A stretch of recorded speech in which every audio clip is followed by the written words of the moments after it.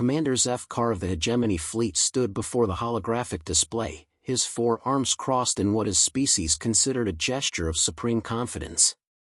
The blue-skinned Kytherian's elongated skull reflected the soft glow of the tactical readouts as he studied the third planet of the system designated as Sol 3.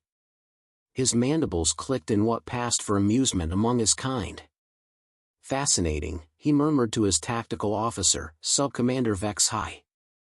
The intelligence reports were accurate. These humans, they still wage war with primitive chemical propellants and crude metal projectiles. HFY's own mandibles twitched in agreement. Indeed, Commander. Our preliminary scans show they cannot even achieve faster-than-light travel. They remain bound to their single world like larvae in a nursery pod. The bridge of the Kytherian dreadnought Inevitable Dominion hummed with the quiet efficiency of a war machine that had conquered 17 different species across the galaxy. Each victory had followed the same pattern: initial reconnaissance, tactical assessment, overwhelming force deployment, and swift subjugation. The Kytherians had refined conquest to a precise science, and according to every metric in their databases, humanity represented the least challenging opponent they had ever encountered. Zefkar activated the communications array with a gesture of his primary right arm. Fleet Command, this is Battle Group 7. Beginning final approach to target system Sol. Estimated time to planetary subjugation, 6 standard cycles. The response crackled through the quantum communicator almost immediately. Acknowledged, Battle Group 7. The Council expects swift resolution. These humans possess a strategic location for our expansion into this galactic arm. Minimal infrastructure damage is preferred. Understood, Fleet Command. We shall preserve their manufacturing capabilities for integration into the hegemony. As the transmission ended, Zefkar allowed himself a moment of contemplation. In his 3 centuries of military service, he had witnessed the fall of the crystal cities of Andromax Prime, the dissolution of the great machine intelligences of Kepler Station, and the surrender of the proud warrior clans of the Rigel Confederation. Each species had possessed some notable characteristic: advanced technology, superior numbers, or exceptional combat prowess. The humans possessed none of these advantages. Their weapons technology lagged centuries behind galactic standards. Their population, while numerous by planetary metrics, represented a mere fraction of the forces the hegemony could deploy.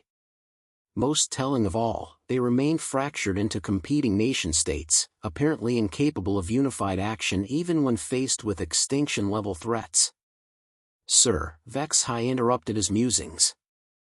We're receiving multiple transmissions from the human planet. It appears they've detected our approach. Zefkar's mandibles clicked with genuine surprise. Detected us? At this range? Their sensor technology is supposed to be rudimentary. The transmissions appear to be on multiple frequencies.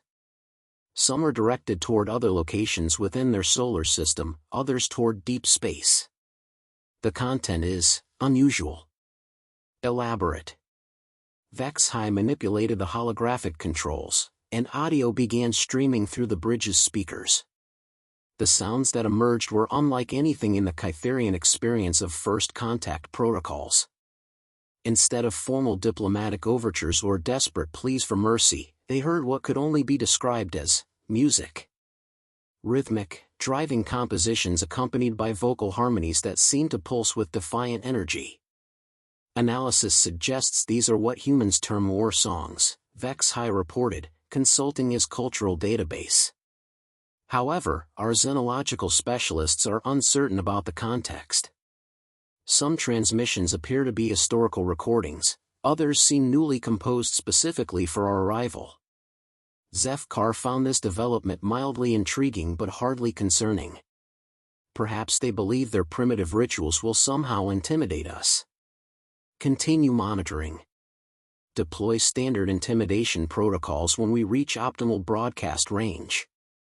As the Kytherian fleet continued its approach, consisting of 12 heavy dreadnoughts, 36 cruisers, and over 200 support vessels, the mysterious human transmissions intensified.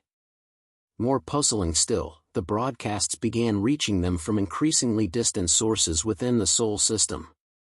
Locations that, according to their intelligence, should have housed only primitive space installations were transmitting with power signatures that suggested far more substantial infrastructure than previously detected.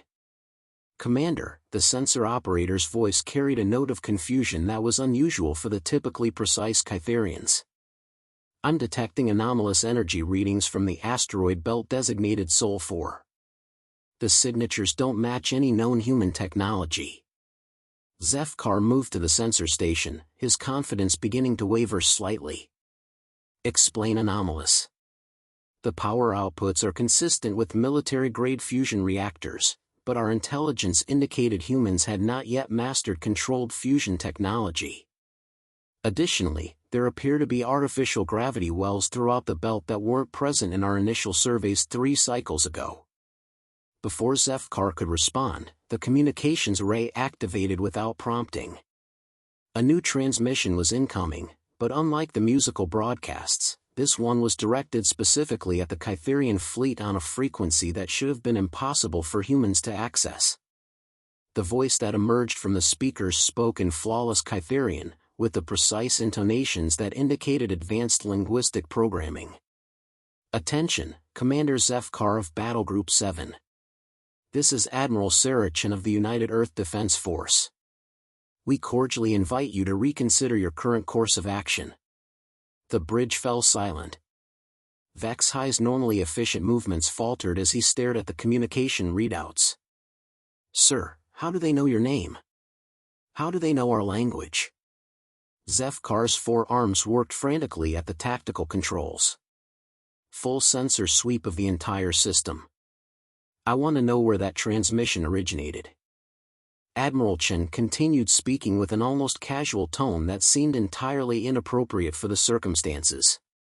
"We're aware that your species has successfully conquered 17 different civilizations over the past 4 centuries.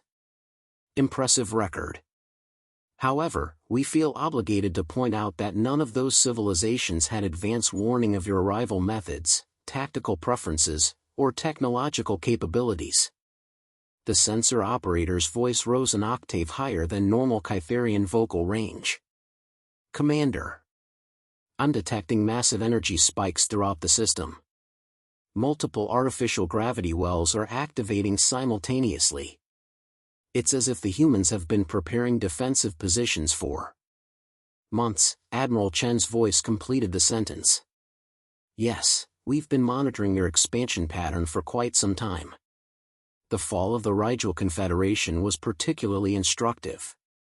Your tactical doctrine relies heavily on rapid deployment, overwhelming firepower, and the psychological impact of technological superiority. Textbook intimidation strategy." Zefkar activated the fleet's combat alert systems. Warning lights bathed the bridge in crimson as weapon systems powered up across the entire battle group. "This is impossible.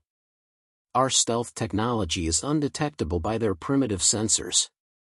"Oh, you're referring to the quantum phase displacement field that surrounds your vessels." Chen's voice carried what humans might recognize as amusement. "Yes, that's quite clever. It works perfectly against species that haven't yet developed quantum entanglement communication networks. Unfortunately for you, we've been experimenting with quantum mechanics for longer than you might expect." The holographic display updated with new contacts appearing throughout the Sol system. What had initially appeared to be empty space or primitive installations now revealed themselves as sophisticated defensive platforms. The asteroid belt wasn't just harboring mining operations, it had been converted into a vast network of interconnected fortress stations. The moons of the outer planets displayed energy signatures consistent with massive military installations. "This changes nothing," Zefkar announced to his bridge crew, though his mandibles had stopped their confident clicking. "We possess superior numbers and proven technological advantages. Deploy battle formation Alpha 7. All ships, prepare for immediate engagement." "I'm afraid we must respectfully decline your invitation to combat," Chen's voice responded immediately. However, we would be willing to discuss alternative arrangements. Perhaps a cultural exchange program? We have some rather interesting philosophical perspectives on the nature of conflict that might interest your counsel. Vex High leaned close to Zefkar's command chair. Sir, how are they responding to our internal communications in real time? Even if they've intercepted our transmissions, the processing time required to translate and formulate responses should create significant delays. Before Zefkar could answer, new contacts appeared on the tactical display. Ships were emerging from what appeared to be empty space, their stealth systems deactivating to reveal vessels unlike anything in the Kytherian databases. The human ships were smaller than the hegemony dreadnoughts but possessed design elements that suggested radically different engineering principles. Instead of the angular, efficiency-optimized hull configurations favored by galactic civilizations, these vessels curved and flowed like living organisms. Fascinating, Chen's voice continued. Your expressions of confusion are quite readable, even across species boundaries. You're wondering how we've achieved technological parity so quickly. The answer is simpler than you might think: we cheat. The lead human vessel, identified by its transmission signatures as Earth Defense Ship Defiant, moved with impossible grace for something of its size. Rather than the predictable trajectory patterns that characterized known propulsion systems, it seemed to dance through space as if the laws of physics were merely suggestions. You see, Commander Zefkar, your species and every other civilization you've encountered developed technology through logical, progressive advancement. Each discovery built upon previous knowledge in orderly fashion. Very sensible. Very efficient. Unfortunately for your invasion plans, humans are neither sensible nor efficient. Additional human vessels continued materializing throughout the system. The tactical display showed over 300 contacts, each one representing a ship design that appeared to violate established engineering principles. Some vessels seemed to exist in multiple locations simultaneously. Others displayed energy outputs that should have required power sources orders of magnitude larger than their apparent hull volumes could contain. Instead of following rational development patterns, Chen explained with the patience of a university lecturer, humans have a peculiar tendency to skip several steps entirely when faced with existential threats. We call it necessity-driven innovation, though your xenological files probably classify it as impossible adaptive behavior. Zefkar's tactical training warred with the evidence before his eyes. Every strategic doctrine in the hegemony military database indicated that technological advancement required centuries of gradual progress. The idea that a species could develop revolutionary capabilities within the span of a few years violated fundamental assumptions about social and scientific development. Deploy quantum disruption torpedoes, he ordered. Target their lead vessel. If their technology is as advanced as they claim, they should have developed adequate defensive countermeasures. The inevitable Dominion launched a spread of its most sophisticated weapons. The torpedoes themselves existed in a state of quantum flux until the moment of impact, making them virtually impossible to intercept or deflect. They had proven effective against every known defensive system in the galaxy. The human response was immediate and thoroughly unexpected. Instead of attempting to intercept or deflect the incoming weapons, the Defiant simply moved. Not through space in any conventional sense, but through what appeared to be reality itself. One moment it occupied coordinates 445.7 by 892.3 by 157.9, and the next moment it existed at entirely different coordinates without having traversed the intervening space. The quantum torpedoes, deprived of their target, continued along their original trajectory until they encountered what appeared to be empty space. Instead of detonating harmlessly in the void, they struck an invisible barrier that absorbed their considerable energy output without any visible effect. Impressive weapons, Chen acknowledged. Quantum phase technology combined with exotic matter warheads. Your engineers deserve commendation. However, you might be interested to know that humans developed something similar about 18 months ago. We call them really big fireworks. Our children use them for entertainment purposes during cultural celebrations. The silence on the bridge of the inevitable Dominion stretched for several heartbeats as the implications of what they had just witnessed settled into the collective consciousness of the Kytherian command crew. Zefkar's mandibles had ceased their clicking entirely, a physiological response his species exhibited only under extreme stress. His tactical officer, HFY, was performing rapid calculations on his personal display, apparently hoping that mathematics might somehow make sense of what their sensors had recorded. "Sir," the sensor operator reported with the careful precision of someone delivering news they desperately hoped was inaccurate, "the quantum torpedoes registered 0 impact damage. The barrier that intercepted them appears to be some form of..." "I apologize, sir, but the readings don't correspond to any known physics models in our databases." Admiral Chen's voice returned to the communication channel, maintaining the same conversational tone that had begun to seem genuinely unsettling to the Kytherian crew. "Commander, your weapons officer appears to be experiencing what humans call cognitive dissonance. Perhaps we should clarify a few misconceptions about our technological development." Zefkar found his voice, though it emerged with less authority than he intended. "Explain yourselves. Our intelligence reports were thoroughly vetted. Your species has not achieved interstellar capability. Your weapons technology relies on chemical reactions and kinetic impact. Your computational systems require physical hardware for processing. All accurate assessments, based on what we chose to reveal," Chen replied. "You see, Commander, humans learned about the existence of galactic civilization approximately 7 years ago. Not through contact with your hegemony, but through intercepted communications from the Rigel Confederation during your negotiations with them." The tactical display updated again, showing new formations of human vessels adopting positions that seemed to violate three-dimensional space. Some ships appeared to occupy the same coordinates while somehow maintaining distinct positions. Others had arranged themselves in geometric patterns that hurt to look at directly, as if the Kytherian visual cortex couldn't properly process what it was seeing. "Initially," Chen continued, "our governments reacted predictably. Panic, denial, desperate attempts to accelerate traditional technological development.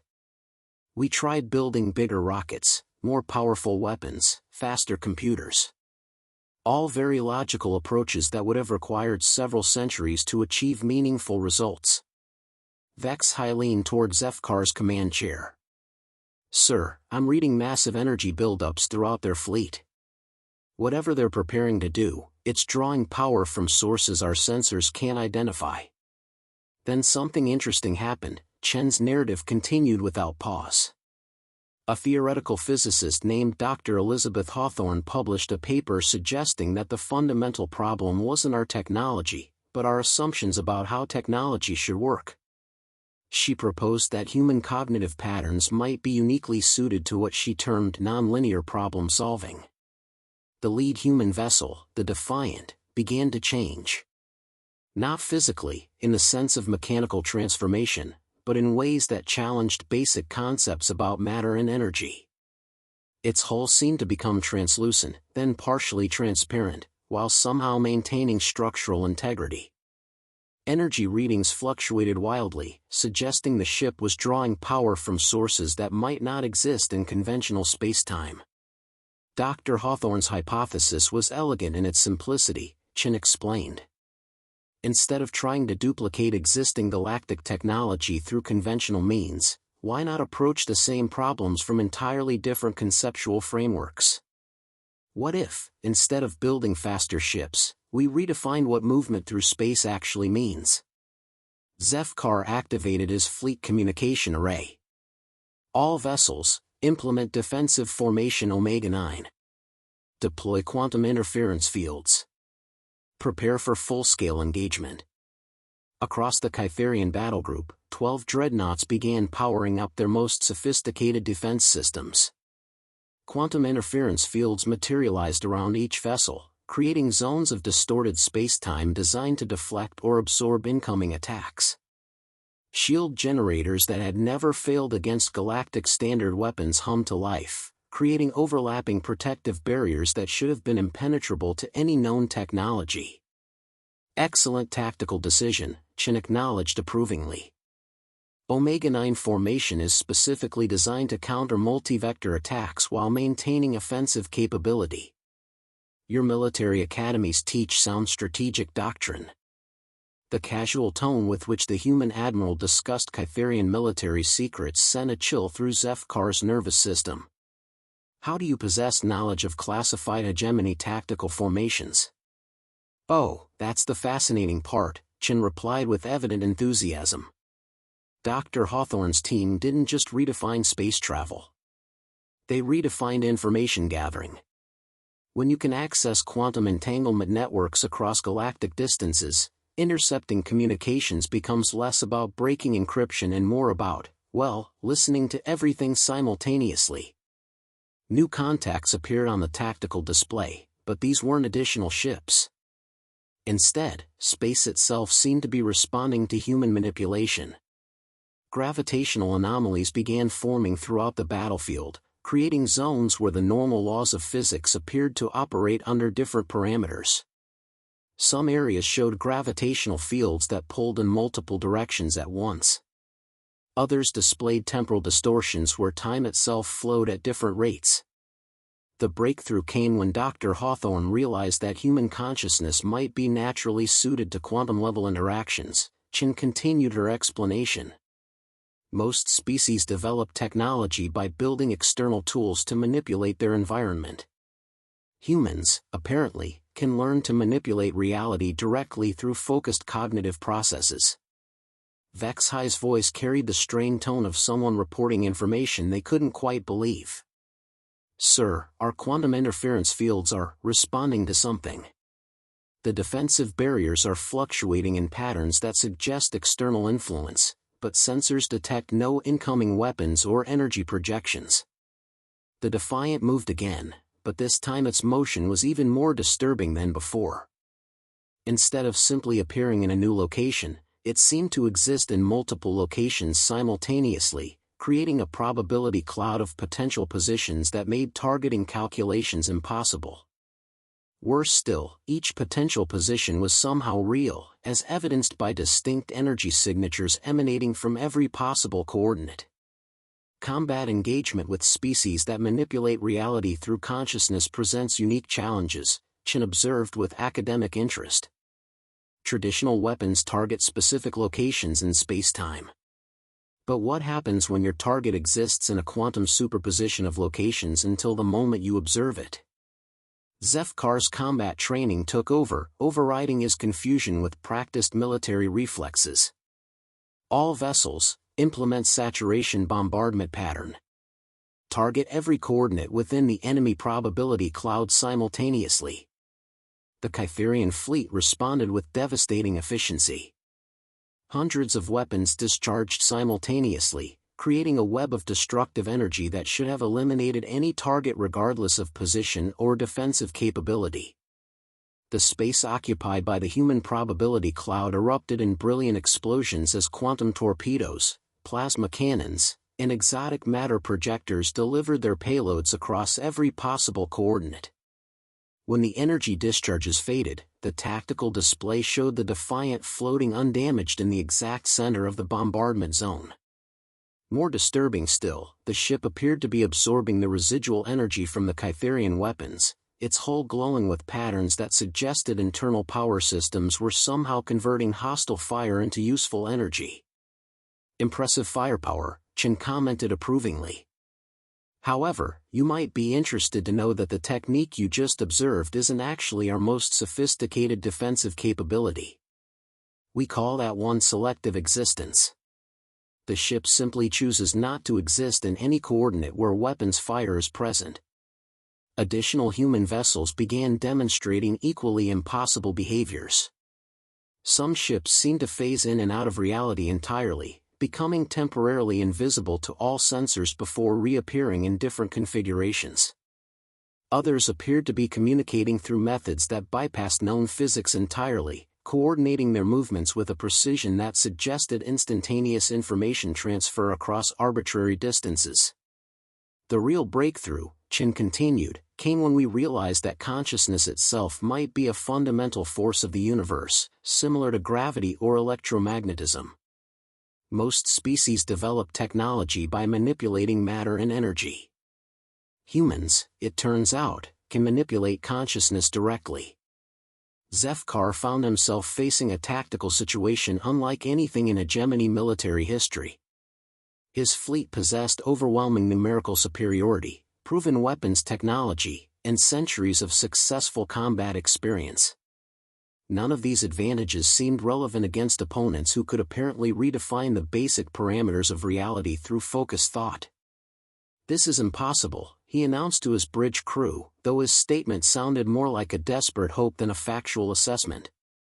Actually, Chen's voice carried a note of gentle correction. Impossibility is a relative concept. What appears impossible from one perspective might be entirely routine from another viewpoint. For instance, your quantum phase displacement stealth technology would seem impossible to a civilization that hadn't developed quantum mechanics. Similarly, consciousness-based reality manipulation seems impossible to species that haven't learned to treat thought as a fundamental force. The human fleet began moving into attack formations, but their tactical arrangements defied conventional military logic. Instead of creating overlapping fields of fire or establishing defensive perimeters, they seemed to be organizing themselves according to principles that had nothing to do with physical space. Some vessels occupied positions that were geometrically impossible, existing at coordinate points that should have been empty void while somehow maintaining tactical coherence with the rest of their formation.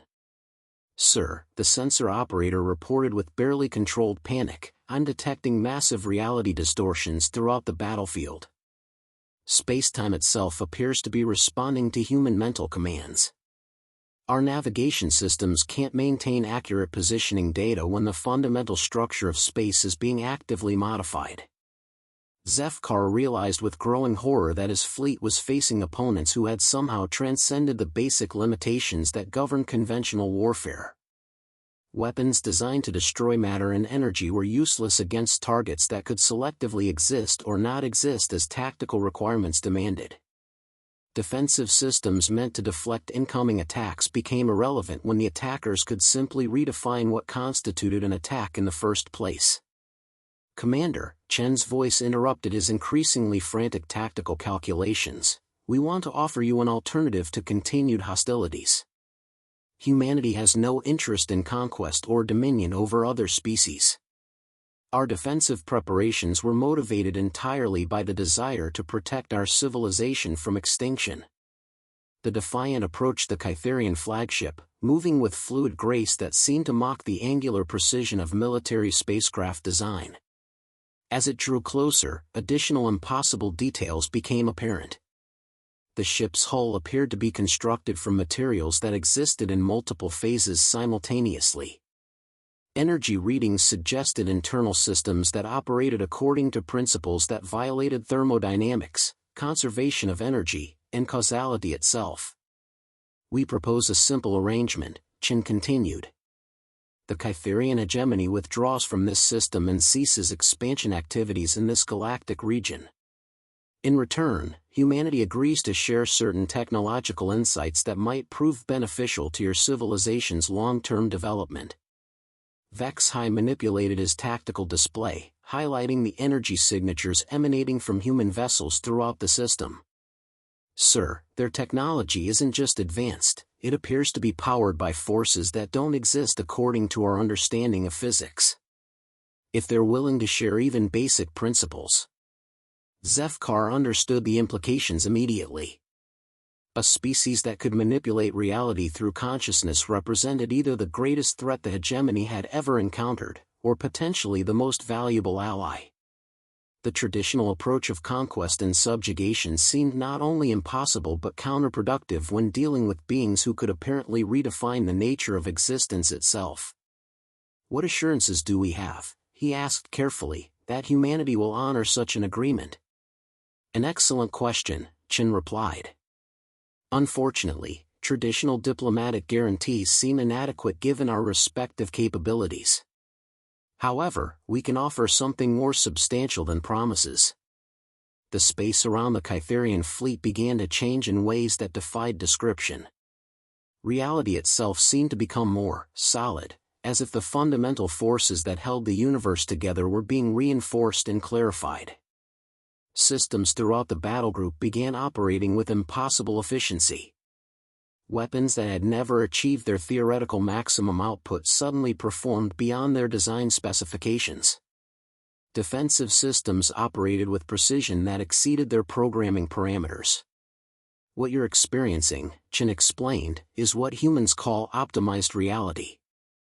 We're temporarily enhancing the fundamental forces in your local area, allowing your technology to operate at absolute peak efficiency. Consider it a demonstration of good faith. Zefkar stared at his tactical displays as weapon systems reported readiness levels he had never seen before. Every system on every ship in his fleet was performing beyond theoretical maximums. If the humans could enhance Kytherian technology to this degree, their own capabilities must be beyond comprehension. The choice is yours, Commander, Chen concluded. Continued hostilities against opponents who can manipulate the basic structure of reality, or peaceful coexistence with neighbors who are willing to share the benefits of consciousness-based technology. Looking at his enhanced tactical systems, considering the impossible demonstrations of human capability, and recognizing the complete futility of conventional warfare against consciousness-wielding opponents, Zefkar made the only rational decision possible. Battle Group 7 to Fleet Command, he transmitted. Mission parameters have changed. Recommend immediate diplomatic contact with human civilization. These beings represent significant opportunities for technological advancement. Admiral Chen's voice carried the warmth of genuine satisfaction. Welcome to the neighborhood, Commander. We think you're going to find this galactic region much more interesting than your previous conquest territories. As the Kytherian fleet powered down their weapons and began transmitting formal diplomatic protocols, humanity had successfully demonstrated that sometimes the greatest strength lies not in military might or technological superiority, but in the simple refusal to accept that anything is truly impossible. The humans had thought differently, and reality had responded accordingly. The end. Next.